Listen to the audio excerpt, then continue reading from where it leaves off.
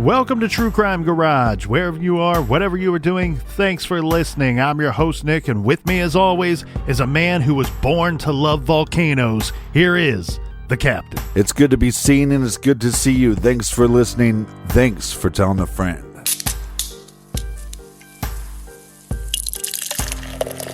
Today, we are drinking Dream Pillow by the good folks over at Jackie O's. This is a delicious hazy double IPA that is citrusy, creamy, and hoppy. ABV a solid 9%. And you can find Dream Pillow wrapped in purple and blue tripped out can art. Don't stare too long or you will be transported to another dimension. Now, let's give some garage thanks and praise. First up, a big cheers to Lynn in Dallastown, Pennsylvania. And a big we like your jib goes to Jen from New Hampshire. And here's a long distance cheers to Oscar in Didcot, United Kingdom. And a big shout out to AJ in Olympia, Washington. And here's a double cheers to Greg and Candy in Mesa, Arizona. And last but certainly not least, everybody, we have a shout out to Rachel in San Antonio, Texas. Everyone we just mentioned went to truecrimegarage.com. They helped us out with this week's beer run, and for that, we thank you. Thank you guys so much for filling up the fridge. And when you're at the website, check out our t-shirts. We launched a couple new ones. We launched a couple old ones. We have a couple hoodies in stock. We have the Snuggie sweaters are back. We have a Frank shirt, I think. And if you don't know who Frank is, then get out of here. And that is enough of the business. All right, everybody gather around, grab a chair, grab a beer. Let's talk some true crime.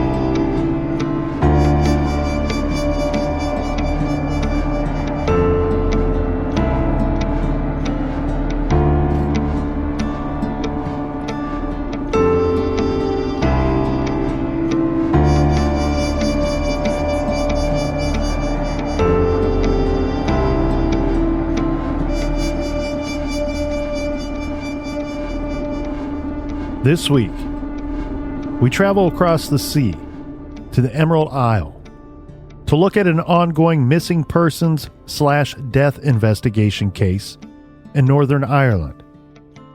But this isn't your average case of someone going missing and turning up murdered. In this case, no one is really sure what happened here, and the victim is a juvenile, a child who simply went out for a bike ride to meet friends and ended up dead in the strangest of places and in the oddest of circumstances. One detective called this the strangest case he'd seen in his over 30-year career. This is True Crime Garage, and this is the suspicious death investigation of Noah Donohoe.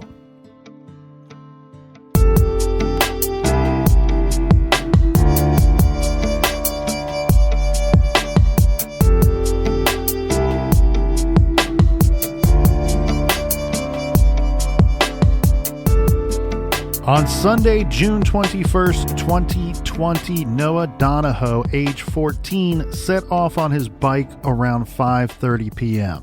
to meet friends at Cave Hill Country Park. This is in Belfast in Northern Ireland. Noah was a pupil at St. Malachi's College, a private Catholic boys' school founded in 1833.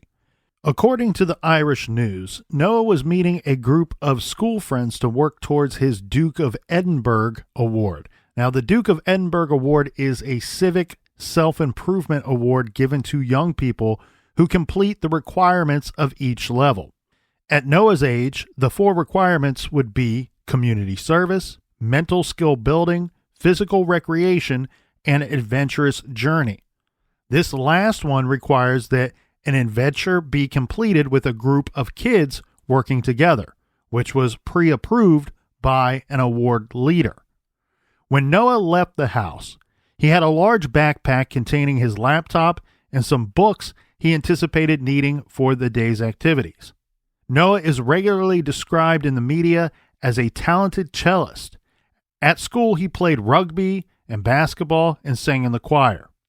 He was an exceptional student and received multiple awards in the 3 years at the school, including the Spirit of the College Award, the Perfect Attendance Award, and various class prizes. That Sunday afternoon, Noah never showed up at Cave Hill Park. Yeah, now Noah's mother is going to plead with the public for any information about her son. His disappearance was completely out of character for him, and it seems that the police recognized right away that something was wrong once they received the report that he was missing.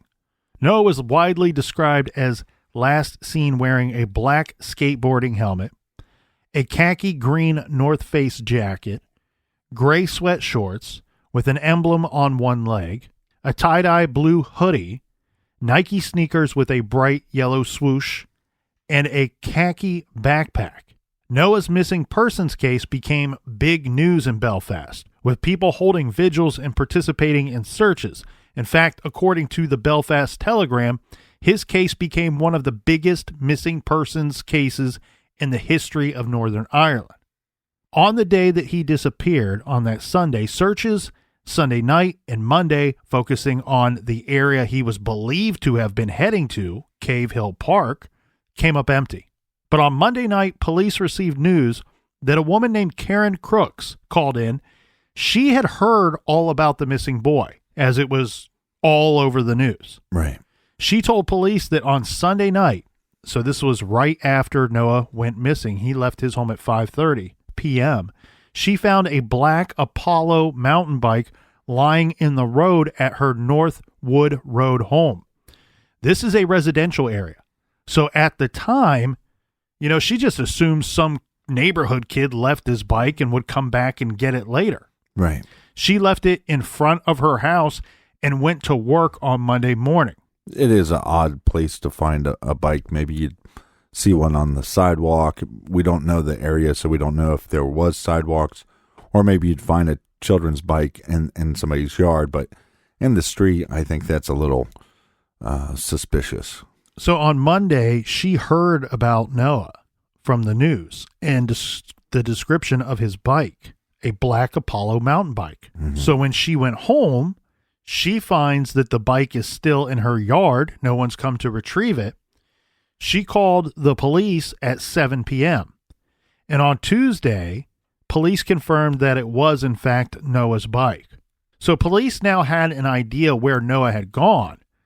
Note, this Northwood Road neighborhood is totally residential and is nowhere. It is nowhere near the park where Noah was supposed to be going, his supposed destination. Yeah, I wonder how familiar he was with riding to the park. This was actually 2.5 miles away from Cave Hill, and no one had any idea why Noah would be in that particular area. One thing that Irish crime fighters have at their disposal that is of tantamount to this case, in cases like this, is CCTV cameras all over the place. Right. The Police Service of Northern Ireland, PSNI, was able to put together a timeline of where Noah went and when by compiling CCTV footage from businesses and homes. I believe they had over 20 pieces of video footage with Noah on it. Yes, so this was from 22 different sources, and they were able to watch 9 full minutes of Noah's journey. This was broken up footage from 22 different cameras that captured Noah as he went past. By utilizing the timestamps on the footage, they were able to track his travels that Sunday evening. Here are their official findings. One note before we get into the route Noah took that day: Noah's home address where he lived with his mother, Fiona, has not been published. Right. Media outlets like Belfast Live have published maps showing the different points where Noah was seen on CCTV that afternoon. And they placed the starting point at the intersection of Apsley Street and Armayou Avenue. And I'm going to spell those just in case I'm not pronouncing them correctly. That's Apsley Street and Ormeau Avenue. The bike ride to Cave Hill from this area is 6.7 miles. So it would take Noah over an hour to get there. And like you said, he's not in the area he's supposed to be. That is one of the biggest mysteries of this case. Yes, and there's no real reporting about whether Noah had biked to this area before or if he was even used to such long bike rides by himself. So we don't know if he's familiar with this area where he's not supposed to be. Right. The Irish News reported that it was thought that Noah may have taken a wrong turn, simply got lost from his home in South Belfast on his way to Cave Hill and ended up in the Shore Road Northwood area where his bike was found instead. Well, and how many times have you been driving or riding your bike or whatever you're doing? You make a wrong turn because you think it looks familiar, and then for a mile or a few miles, you're going, okay, now this doesn't look familiar. Right. And so you just keep going like, oh, I'm going to see something pretty soon that makes me realize I'm going in the right direction, but you just don't. Well, and this is just last summer when this boy vanished. So keep in mind, Noah had a phone with him, and he's a smart 14-year-old. If he made a wrong turn, one would think he would just use a map app to obtain directions. Regardless, a wrong turn, even if that's the case, it's certainly logical. But if that's the case, it does not explain him vanishing. Right. Let's go through the timeline presented at the August and November preliminary hearings. Okay, so to be clear with everyone, they have held these hearings to try to determine what happened in this case. This is not a trial. This is simply people getting together and trying to decipher what happened in this particular situation. The timeline is as follows. Noah left his home in South Belfast on Sunday, June 21st at 5:41 p.m. on his bike.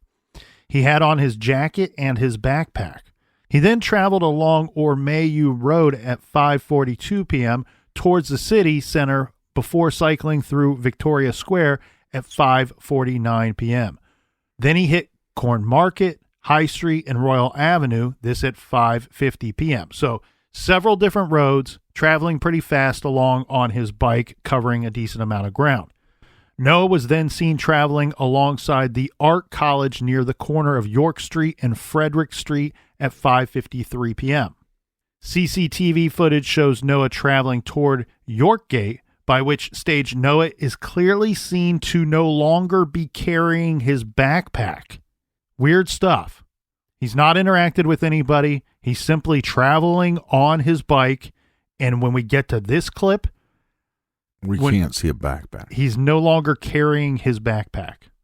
Noah then traveled along York Street, crossing Great Patrick Street and the motorway, which is another word for their highway, before turning left onto Brougham Street and then right along North Queen Street at 5:57 p.m., moving toward the north of the city. This part is not on CCTV, but came from a witness statement saying that at 6 p.m., as Noah cycled toward the Grove Wellbeing Center on North Queen Street and York Road, he fell from his bicycle just before the junction with the Shore Road. A motorist stopped at the intersection, witnessed this. It seems she did not actually talk to Noah because Noah got back on his bicycle within 1 minute and continued along Shore Road. At this stage, he was no longer wearing his green overcoat. He continued along York Road, cycling in a normal way, according to the barrister presenting the timeline. 1 minute later, at just before 6:02 p.m., Noah was seen entering Northwood Crescent from Skegoneil Avenue. He was wearing his black skate helmet, blue hoodie, gray shorts, and black Nikes. Then, because a story involving video surveillance footage would not be complete without a glitch in the timestamp, there was an initial gap in the timeline. It was reported to the public that the next sighting of Noah on CCTV was at 6:11 p.m. I think we're now 100% in the cases we covered when there's CCTV where something is wrong. There's a timestamp is normally wrong. Correct. It would be abnormal if they're 100% correct. So what we have here is the initial reporting at these hearings is stating, hey, there's 9 minutes unaccounted for where Noah is not visible. We don't know what he's doing, who he's with, if anyone at all. This gap in the timeline was enough to cause all sorts of rumors, conspiracy theories, including that Noah could have been abducted and had fallen victim to a child molester or even been kidnapped in some politically motivated plot against British loyalists. But this was all eventually addressed by the PSNI. This is a statement from one of the hearings. It says, quote, police have since confirmed that the 1811 timing is wrong. The timestamp on the actual footage is 1808. Police misunderstood at the time of its retrieval that the clock on the CCTV was 3 minutes slow, and hence the reported actual timing of 1811. Police now understand the clock on the CCTV to have been 5 minutes fast, hence the new last sighting timing of 1803. These timings will be evidentially verified at the full inquest. But it's very strange. I mean, we have these gaps in time, but the fact that he's leaving his book bag behind, the fact that he's leaving his jacket behind, we can't say for 100% certainty that he had no interaction with somebody because we don't have, obviously, every second of his travel that day. Yeah, that's correct. We don't have every second of his travel. However, what this means per the statement is that there is, in fact, no gap in the footage at all. The next sightings of Noah are at 6:03 p.m. Well, and I think what they're implying is we don't think there was any interaction because there's no time gap showing that he would have stopped to interact with somebody. Correct. And again, from the official statement, this is for the next stage in the timeline. At 6:03 p.m., Noah is seen a short distance away outside of 85 Northwood Road without any clothes.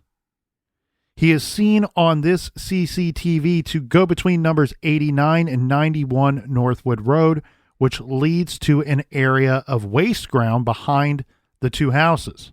This is a wooded area behind the neighborhood.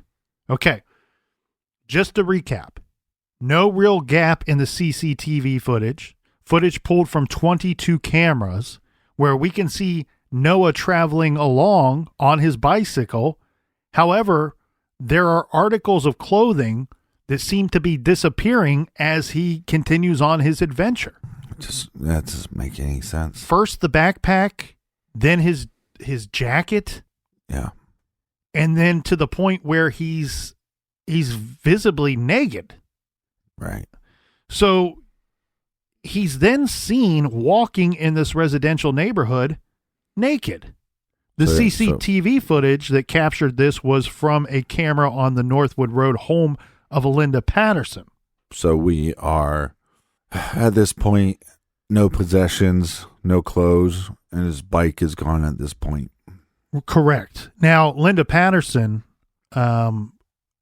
which her CCTV captured this footage, she said that she was sitting in her living room watching television when she saw Noah bike past, and he was not wearing any clothes at this point. She says that she called to her husband, but by the time he got into the room and they looked again out the window, the boy was gone. And they saw his bike just lying in the street. She said to the media, quote, quite a few people saw him, but they just saw him from the waist up and didn't think anything of it, end quote. Yeah, they didn't see his dingle dangle. She also said that the boy did not seem to be in distress in any way at all. But again, this is a very quick sighting out a window here. Right.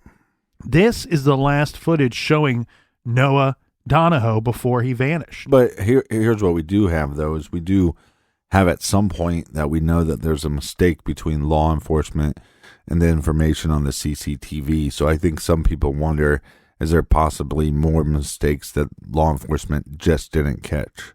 Yes. Linda's house, the eyewitness, her home appears to be a condo with multiple units in one larger building. This is also a cul-de-sac. Noah had last been seen between numbers 89 and 91. The addresses 89 and 91 Northwood Road. One of these is the home of Karen Crooks. She's the woman who found Noah's bike and later reported it. Right. So Noah was there biking naked. This is not a situation where the child was abducted at some point and somebody dumped the bike off in this neighborhood. We have eyewitnesses and footage putting him there before he disappears, and now simply it's a bike in the street. None of the footage, however, actually shows him removing his clothing at any point. It's reported that police believe Noah left the area on foot. They did not suspect foul play because in all of the footage they reviewed, which seemed to account for Noah's journey from his home to where his bike was found, he was not seen interacting with a single person. But regardless, no one knew where he went after the last sighting on Northwood Road.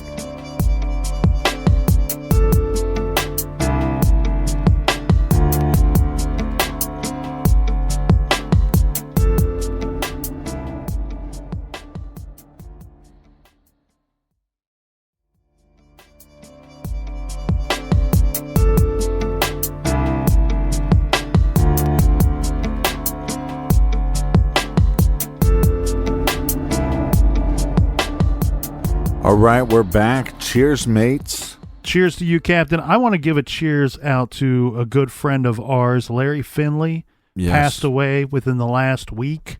So it's with a heavy heart that we give a big cheers and a big toast to Larry Finley. He joined the U.S. Navy and served this great country from 1959 to 1963. Afterward, he had a 35-year career in law enforcement where he served as a patrol officer, a detective, and a court liaison officer. And he was one of the first DARE officers in the state of Ohio. He was my DARE officer. He was the DARE officer at our school when we were kids. So he was a damn good guy, and he will be dearly, dearly missed by all. So cheers to the Finn. All right, Captain, back to the information at the hearing.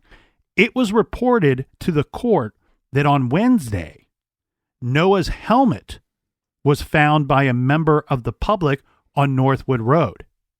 On the same day, his hoodie and shoes were discovered by a member of the public lying on a wall at 63 Northwood Road. Mm-hmm.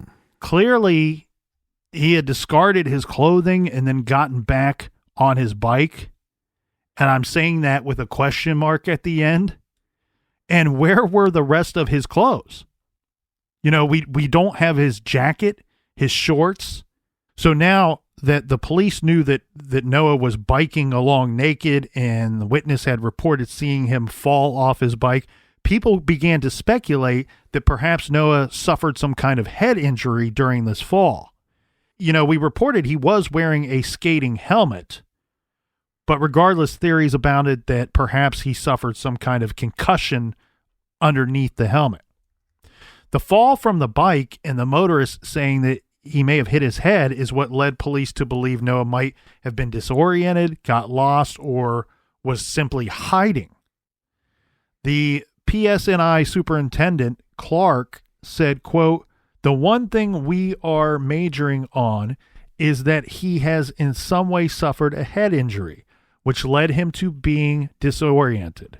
An appeal was made to the public to please search their homes, gardens, garages, outbuildings, and surrounding areas for the boy. Police said, we still believe he may have gone into an empty building or shed. Foot searches supported by an aerial unit, police dogs, and a tactical team covered the area thoroughly, as well as local volunteers, but they still could not find the boy. They couldn't find Noah.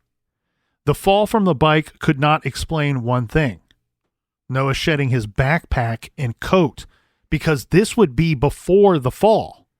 Right. And it also does not explain the direction he was traveling in. This is not the direction he should be going in. By the time he fell off his bike, he was in a location he had no business being in that anyone knows of, and it's far from his alleged destination. Okay, so then you asked about the backpack. On Friday, June 26th, it was announced that police recovered his backpack.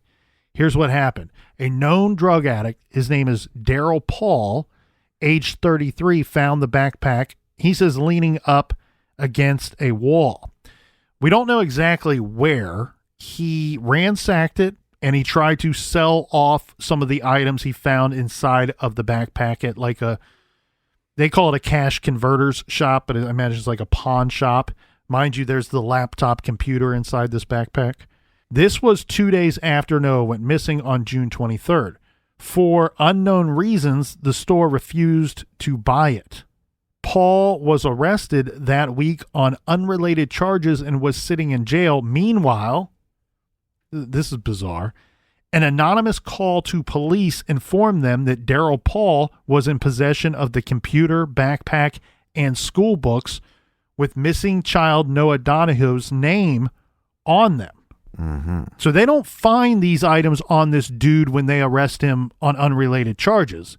He's sitting in a jail cell because of these unrelated charges, this unrelated arrest, and magically an anonymous phone call comes in saying, hey, remember that missing kid that we still haven't found? This dude had some of this kid's belongings. Police are going to search his home to try to find these items, or hopefully even find the boy. And they did recover the backpack and the books. They then recovered the laptop from a friend of Paul's. I guess he said that he loaned it to his friend, or maybe possibly trying to sell it to the friend.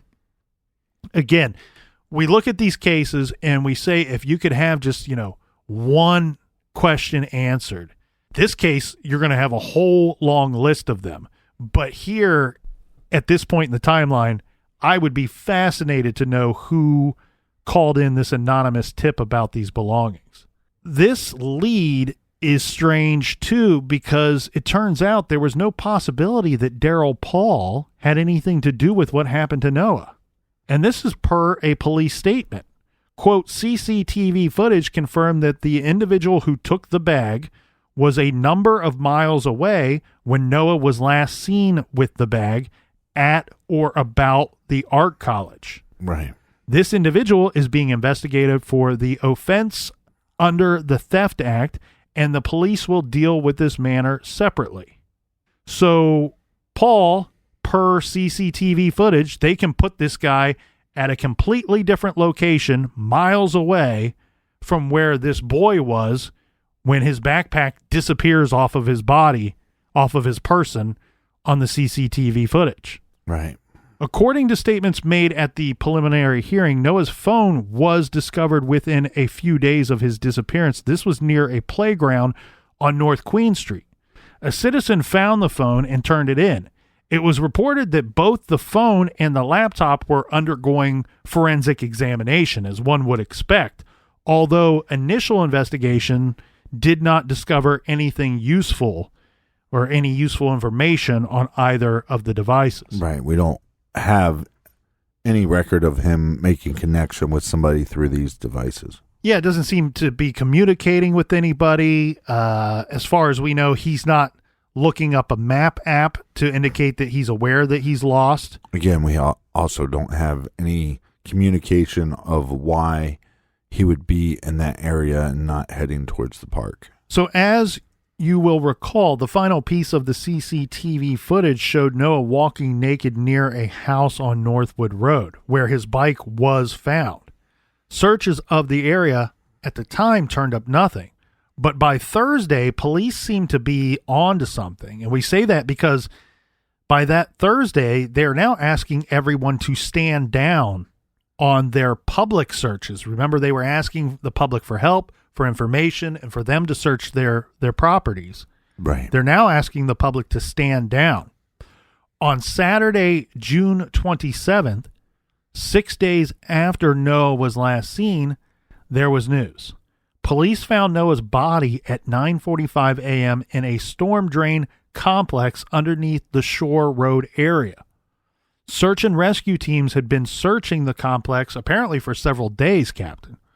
PSNI Superintendent Clark made a public statement saying, quote, "While we have no official identification, we believe it is the missing teenager Noah Donohoe." Clark asked the public to stop spreading baseless rumors about Noah being murdered, stating that said he did not believe foul play to have been a factor. Yeah, I don't think there was any puncture wounds, like bullet holes, or he wasn't stabbed with a knife or anything. Right. We do have some information from the autopsy. It was conducted and rumors flew that Noah had been murdered, placed in the storm drain system to hide the body. Yeah, and look, my issue with this examiner saying people shouldn't question things so much, in this area, they did have people that were being harassed and stalked online.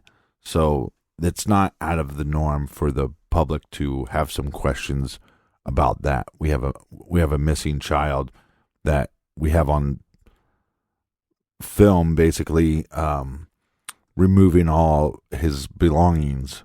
It just doesn't add up. Correct. And the thing that we have going on here too is the baseless rumors that the investigators are telling the public, hey, can you please stop with this? This is not helping our investigation at all, because what you have here, Captain, is we know that his bike was found on Northwood Road. And then we have the public statement of, well, we tracked him via camera footage to where his bike was found. And then about a week later, we find him in the storm drain complex. We'll go through the storm drain complex here in a little bit, but we find his body in this area. What you have is you have accusations by people online who are saying, okay, well, this person that lives on Northwood Road, they must have killed him and abducted him and killed him. This person that lives on this street must have done this. Right. And that's not helping their investigation at all. I'm just saying that I don't think it's uncalled for a community that knows that people are being harassed online and stalked online to have questions. So the autopsy, again, with the rumors and everything like that, of course, they're looking for foul play, and the police suspected that Noah may have suffered a head injury resulting in this unusual behavior. The coroner was also looking for any signs of head trauma or head injury. The results of the autopsy were startling to many. It was found that the cause of death was drowning. Noah had drowned in the storm drain system, or it appears to be that way. Right. And to make things even more puzzling, it was also revealed that he did not sustain any severe head injury. In fact, there was no detectable head injury at all. According to the BBC, Coroner Joe McCriskin said there is no evidence that Noah was attacked or that any other person was involved in his death. He also expressed concern about continued baseless online speculation about the incident. Now, what about his mental health? Do we know if he's on any medication, or do we know if he was ADHD or anything like that? It does not appear that he had anything of concern. Because if he had like severe ADHD or something like that, and they had him on a high dose of something that maybe his parents stopped giving him, or maybe he stopped taking, he could be having symptoms of like withdrawal, which would make sense on why he was taking his clothes off, because one of the symptoms of a drug withdrawal would be that you feel like your body's on fire. Correct. Let's go through that storm drain system here, because anybody that's not familiar with this case, they're probably just picturing this boy being found in a ditch somewhere. Mm-hmm. You know, a large puddle of water, so to speak. So the storm drain system, and also let's try to figure out how he got there, because this is not what you're picturing if you're not familiar with this case. The police believe that Noah entered the storm drain of his own accord. This is something you would have to physically get into.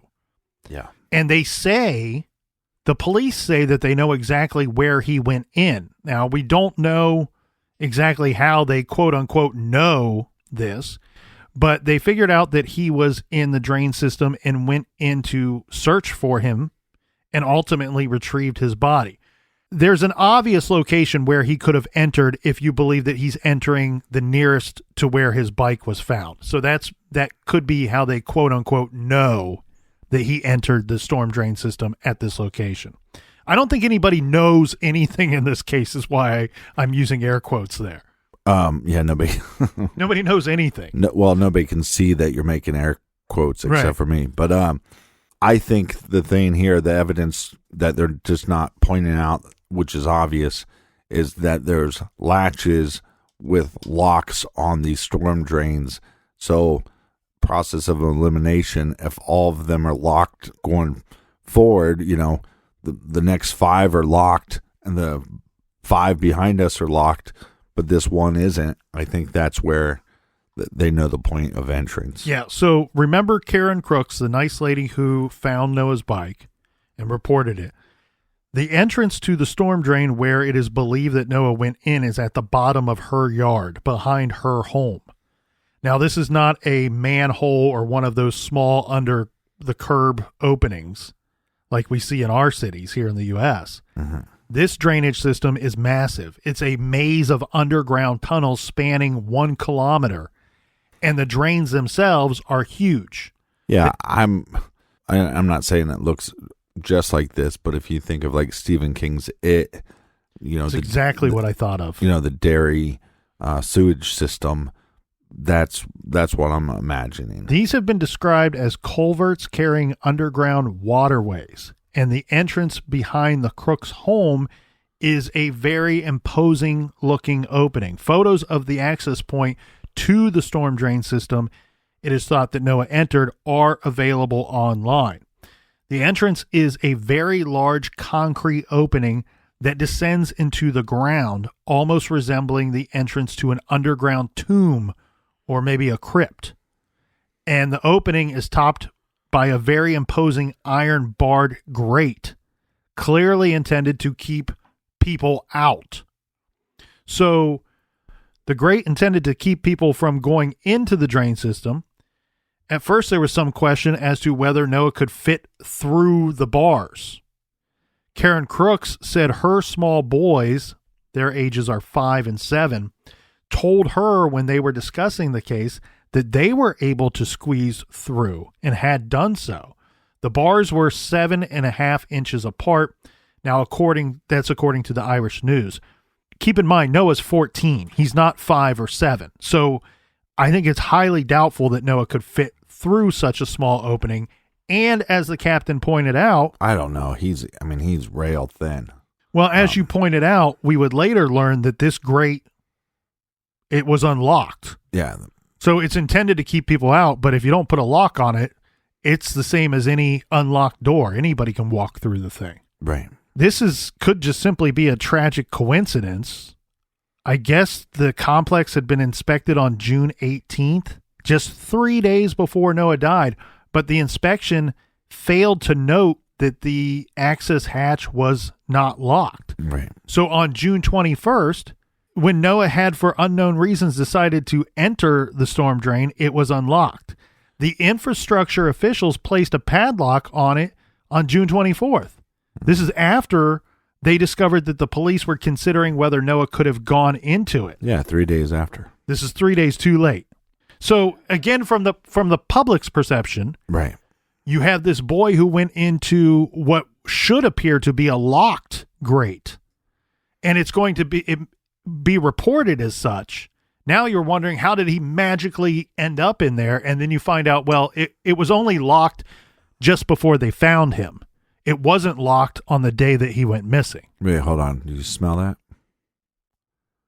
Lawsuit. So once it was established where Noah accessed the storm drain system, it took police several days to find his body. The waterway tunnels were pitch black inside, and it took many twists and turns.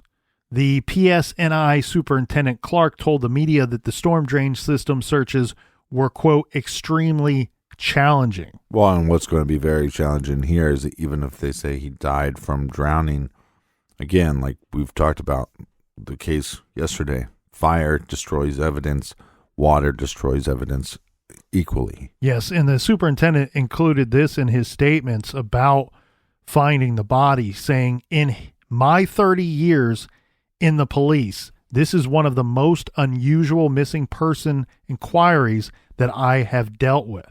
At the second preliminary hearing, this was on August 28th, the coroner addressed the court with his findings about the storm drain system and Noah's demise. This is quoted from the Belfast Live. Quote, today, in conjunction with the police and my counsel, I am providing some details which will dispel the many baseless and inaccurate rumors which continue to circulate. Today, I will set fact against fiction. To me, it seems likely that Noah entered the storm drain to the rear of 85 Northwood Road by lifting a metal drain cover, which at that time was not secured. I have examined the drain cover, as have police officers, and it seems entirely possible for Noah to have been able to lift that cover and enter the drain system at that location, end quote. The coroner described the drain as running underground from Northwood Road to Shore Road. And again, with him being found over a kilometer away from the entrance, this is a pretty big underground tunnel system. Yeah, I mean, it took him days to find him, but also could he have gone down there? And again, we don't have pictures of this location, so could he have kept traveling when he got down to the system without going through all the actual points and different roads and stuff? Because I think it will just get confusing here in this audio format that we have. But there are maps online to, one, show you his journey that he took on his bicycle before going missing, and there are also maps that will show the different entrance points to this underground waterway tunnel system. I will post those on our website, and I'll also post those on social media, Instagram at True Crime Garage, Facebook at True Crime Garage, and Twitter at True Crime Garage. But something that's incredibly important to understand here is the environment within the drain system itself. It's described as, of course, challenging. There's a lot of twists and turns. The drainage system there, it backfills with water during intervals between low and high tides. So what we have here is the storm drainage system is tidal. The water levels would ebb and flow with the tides. Right. It would be entirely possible for someone to enter the drain when the water level was low or even very low, thinking that it would not pose any type of danger, only to get trapped down there when the tide rushed in.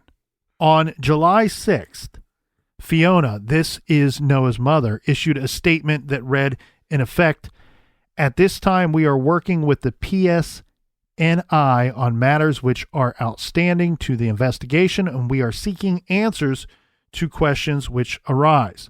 Noah's disappearance and death undoubtedly raise questions. However, public speculation in theory is unhelpful. We are dealing with the facts. Okay, here's some questions. One, we don't know why he was going in the direction he was going in and not towards the park. That doesn't make any sense. We have some time gaps, but we don't think that he was communicating with any individual. What happened during those time gaps? We have those questions because sometimes we have items missing from him, but we don't have video footage of him actually discarding those items. Other question, why does he get off his bike? Next question, he's naked. Why? And then what was the reasoning for going into the drainage system? Was that because he was naked? Right. And he was looking for a place to, I don't have any clothes. I need a place to hide. And then, like you said, the tide comes in and he drowns. Or was he having some kind of break? Was there some medical issues he was having that maybe his parents didn't know about? Maybe classmates knew about? I mean, the only reason why I say that possibly a symptom, and we can't even say for sure that it was a symptom, was like that he would feel like he was burning, because why else would you take off your clothes? Right.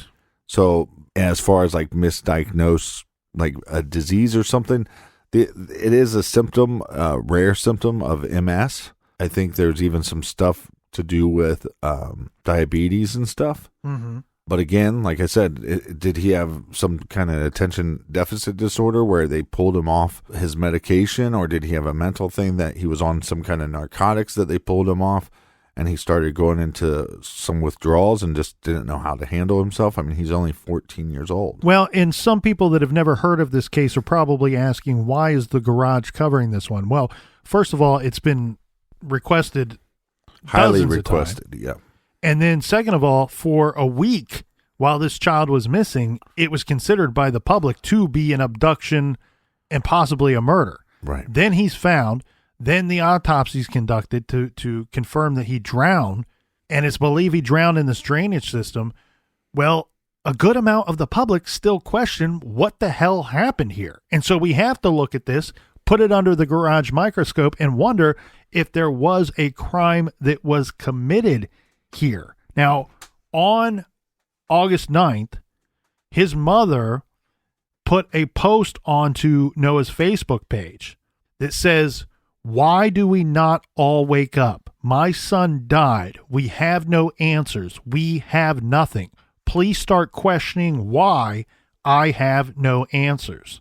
That same day, a petition was circulated on change.org, and this petition was people requesting that the PSNI, they're questioning the investigation itself and PSNI's handling of Noah's case. This petition got 22,500 signatures in just 2 days. So there's a lot of people that want to know what the hell happened here. Right, because, and let me put my tin hat on, but the world we live in is not the world in which they just tell us about. And what I mean by that is just because they say that, you know, the walls are blue, sometimes you're looking at the walls and you go, those damn walls are red. But everybody's trying to tell me they're blue. And that's why I was saying, is the CCTV footage accurate? And is the information that law enforcement is putting out to the public, is that accurate? Mm-hmm. And if it is accurate, then there was no communication. There was nobody else involved. There was no person of interest that he came in contact with. But you have to start with believing the information that has been given. Well, and many people have stated that the autopsy did not yield results that anybody felt good about. Many people believe that the autopsy itself, which we're only able to report a little portion of it. I don't know, could not find what I believe to be the complete autopsy to have been released. Right. And then we've seen in multiple cases, hold on, I smell him, a little Fahmy Malik. We know in plenty of cases of suspicious deaths or possible murders where the autopsy they don't make a lot of sense, or there's errors. I mean, we saw that in Kendrick Johnson's case. We see that with like the Boys on the Tracks case. Yeah, but I think that's quite a accusation there to be. No, I'm just saying that. I'm just saying that there's people in the public that will question that because of those cases, because of the rumors that they've heard about other foul play. I'm not saying that you should assume that the autopsy wasn't done correctly or that there was some weird workings of the autopsy. I'm just saying that that's because of other cases. People go, we still don't have any answers. Right. Well, was this autopsy done correctly? Was the investigation done correctly?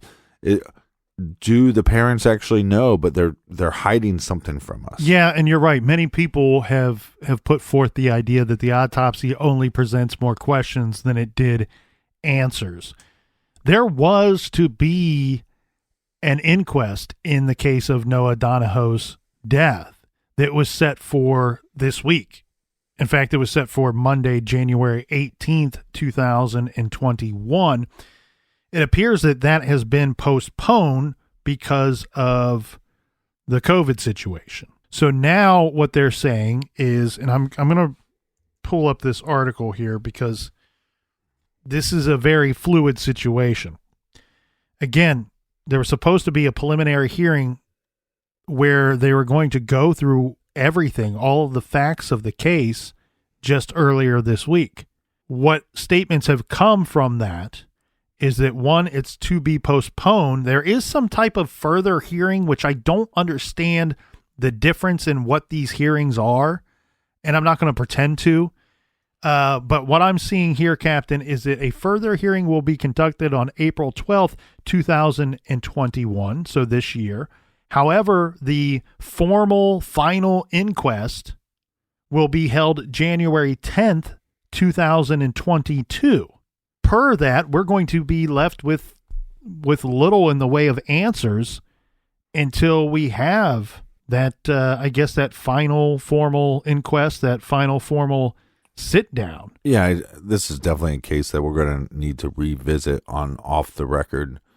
And it's just really sad. I mean, you got a kid, a young kid that's intelligent, good-looking kid. Again, it's just, there's so many questions. Why is he heading in that direction? Why is he taking his clothes off? Why is he taking his belongings and just tossing them aside? All the way down to where he's not even on his bike. He's on nothing. And then he goes into a draining system. And why is that system, why was it unlocked? Well, and I can only go off of what I'm reading and what I'm seeing. And it does not appear that anyone's denying or questioning if the grate itself was unlocked. It seems to be pretty understood across the board that happens to be the situation.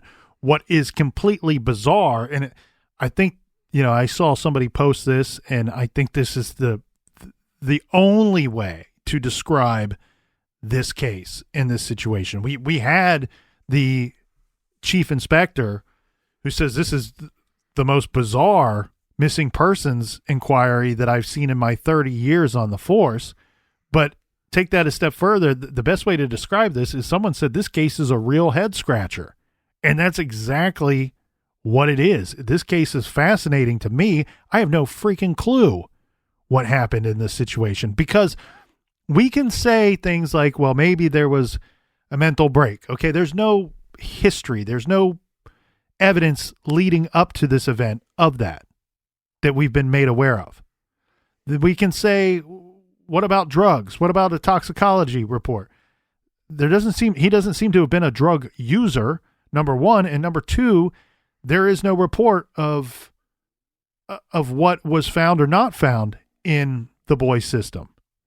The thing here for me, Captain, is it's question after question after question to get to this result. There's no answer after answer after answer, and this is what we have. No, it's he said he was going one place. He ended up in an entirely different place. He had the means and the resources to correct his route if he realized at any point he was lost. Right. Then we have his personal items and clothing seem to be disappearing right before our eyes. All of this stuff comes off of his person, but yet at no point on any of this camera footage. Now, mind you, there's tiny little breaks. It's 22 cameras piecing together 9 minutes of his travels, but it's boom. He's fully clothed, backpack, helmet, everything. Right. Next picture, no backpack. Next picture, no jacket. And then to the point where he's naked, he's off of his bike. None of this makes any sense at all. And I cannot sit here and say that I believe that a crime was committed.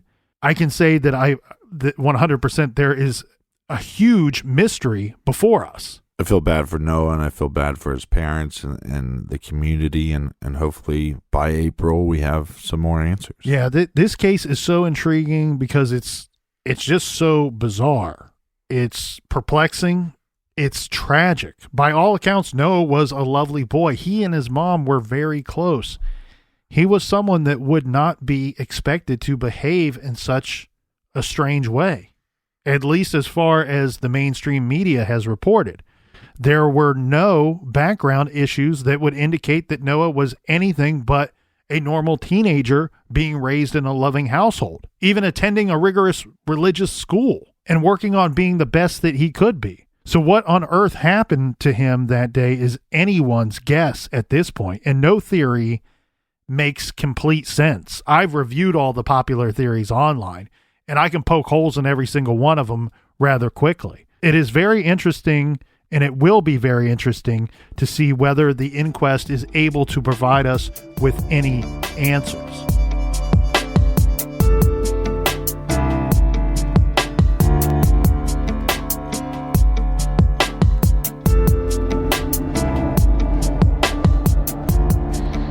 For our bonus show called Off the Record, download the Stitcher app. It's on Stitcher Premium. And for all of our old episodes, they are free on the Stitcher app. Thank you guys so much for listening. Thank you so much for telling a friend. See you back here in the garage next week for a new Off the Record and a new case. Until then, be good, be kind, and don't litter.